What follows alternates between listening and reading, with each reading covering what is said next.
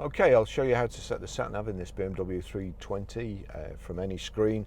If you click on the nav, it's come up there on the map, so just click nav again. You've then got your menu, destination input. Click on destination input, and you've got here Preston, Lancashire, and the road, but we'll click here on Preston. And then we are Grosvenor Garage, Chorley Road, Wantleydale, Preston, PR. We now have to go to numbers.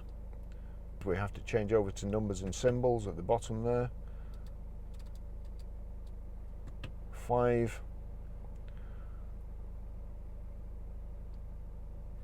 4, and then we need to go back to letters. So down to the bottom, back to letters, J,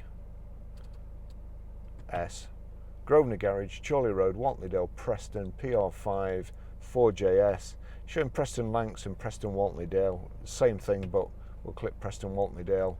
It's asking me for a street. We'll go the whole hog and put Chorley Road in. B528 Chorley Road, Chorley Road. Accept destination. If it's not on there, it will be, but click accept destination and start guidance. Please follow the road. So that's it. That's how you set the sat nav.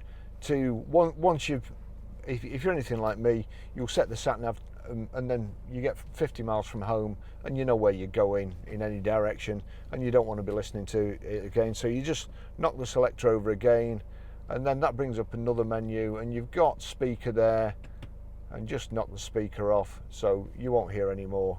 Rather than just going through it and taking your eye off the road, just knock the speaker off there.